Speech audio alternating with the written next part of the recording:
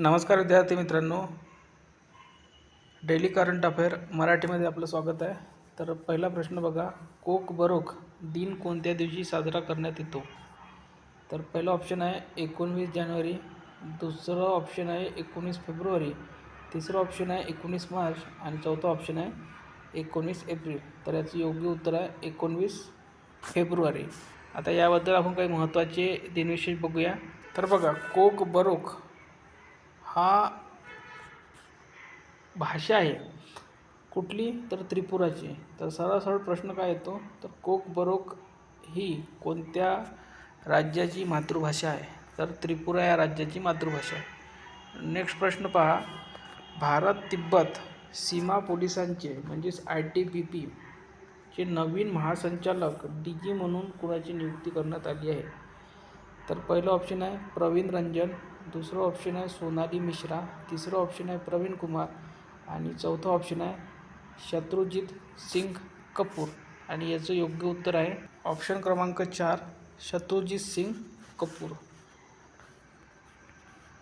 तर हे जे शत्रुजित सिंग कपूर आहे हे 31 ऑक्टोबर 2024 पर्यंत म्हणजेच त्यांची निवृत्ती होईपर्यंत या पदावर राहणार आहे. तर यांचं जे पद आहे ते या पदावर 31 ऑक्टोबर 2026 पर्यंत राहणार आहे. त्यानंतर बघा, काही महत्त्वाचे अर्धसैनिक बलाचे जे प्रमुख आहे ते बघूया, कारण की ते पेपरमध्ये 100% विचारतात. तर CISF सेंट्रल इंडस्ट्रियल सिक्युरिटी फोर्सचे जे आहे ते आहे प्रवीण रंजन, BSFचे प्रमुख आहे प्रवीण कुमार, RPFचे प्रमुख आहे सोनाली मिश्रा आणि ITBP ची जी स्थापना आहे ती आहे 24 ऑक्टोबर 1962 आणि याचं जे ब्रीदवाक्य आहे शौर्य, दृढता, कर्मनिष्ठता असं आहे. त्यानंतरचा महत्त्वाचा जो प्रश्न आहे तो पेपरमध्ये 100% यावर्षी येणार आहे, तो म्हणजे पदवीपर्यंत मोफत शिक्षण देणारे देशातील पहिले राज्य कोणते असं विचारलेलं आहे. तर ऑप्शन 1 बघा महाराष्ट्र, 2 नंबरचा ऑप्शन आहे मध्य प्रदेश, 3 नंबरचा ऑप्शन आहे उत्तर प्रदेश आणि 4 नंबरचं ऑप्शन आहे केरळ. आणि याचं जे योग्य उत्तर आहे ते आहे केरळ, ऑप्शन क्रमांक 4. आता केरळबद्दल काही महत्त्वाचे पॉईंट बघूया जे पेपरमध्ये विचारण्याची दाट शक्यता आहे. तर केरळचे जे सध्याचे मुख्यमंत्री आहे त्यांच्याबद्दल विचारू शकतात. तर त्यांचं नाव विचारले जातात. केरळचे मुख्यमंत्री कोण आहे? तर पिनाराई विजयन असं त्यांचं नाव आहे. ते कोणत्या पक्षाचे हे सुद्धा विचारतात पेपरमध्ये. तर भारतीय कम्युनिस्ट पक्ष, त्याला मार्क्सवादी असं म्हणतात. त्या पक्षाचं नावसुद्धा लक्षात ठेवा. त्यानंतर बघा, केरळचे जे सध्याचे राज्यपाल आहे, गव्हर्नर आहे, त्यांचं नावसुद्धा विचारलं जाऊ शकतात. तर ते आहे श्री राजेंद्र विश्वनाथ आर्लेकर आणि त्यांनी जो पदभार सांभाळलेला आहे तो आहे 2 जानेवारी 2025 रोजी पदभार स्वीकारलेला आहे. आणि ते केरळचे कितवे राज्यपाल आहे हे सुद्धा प्रश्न विचारला जातो. तर केरळचे 23वे ते राज्यपाल आहे. ठीक आहे. तर त्यांचं नाव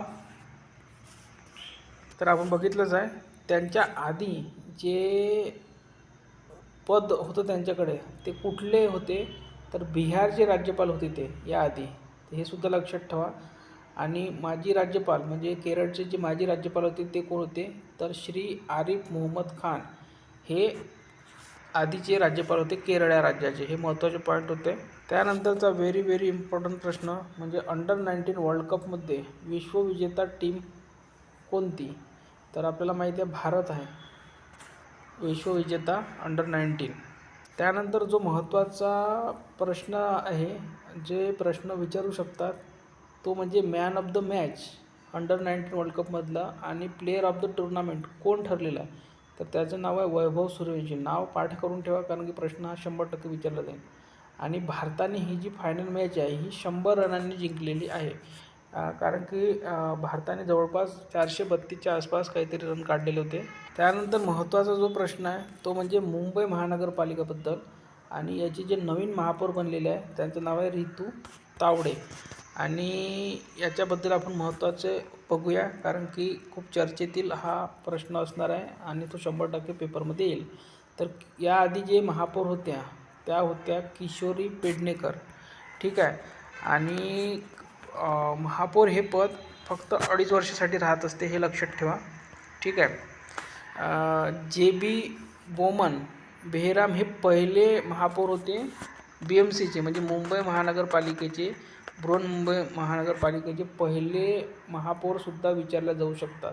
तर त्यांचं नाव होतं JB बोमन बेहराम. आणि हे पद जे आहे ते 2.5 वर्षासाठी असते, हे लक्षात ठेवा, कारण की कन्फ्युजनमध्ये तुम्ही 5 वर्ष लिहून ठेवा. त्यानंतर जो महत्त्वाचा प्रश्न आहे तो आहे WPL महिला प्रीमियर लीग 2026 विजेता कोणती टीम आहे.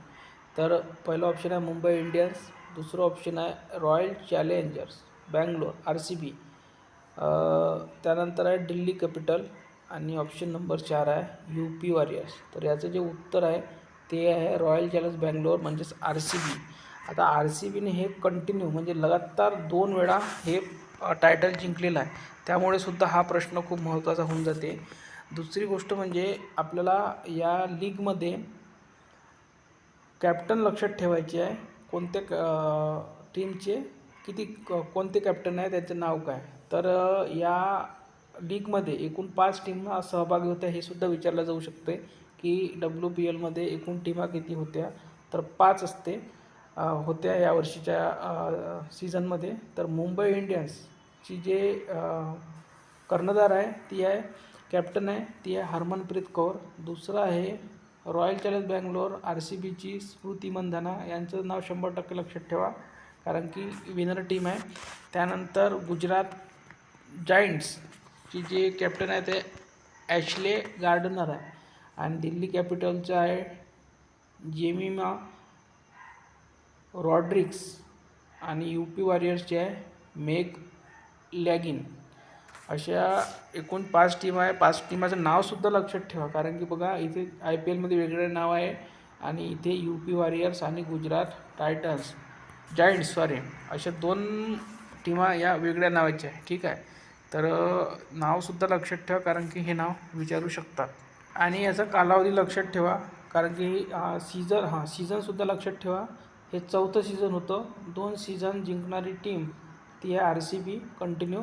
आणि याचा जो कालावधी आहे, हे जे हंगाम झालेला आहे, हे सीझन जे झालं आहे ते 9 जानेवारी 2026 ते 5 फेब्रुवारी 2026 या दरम्यान झालेला आहे. आणि याचा जो प्रकार असतो तो T20 म्हणजे 20-20 ओव्हरची ही मॅच असते, हे लक्षात ठेवा. खूप महत्त्वाचा आहे, प्रश्न विचारू शकतात.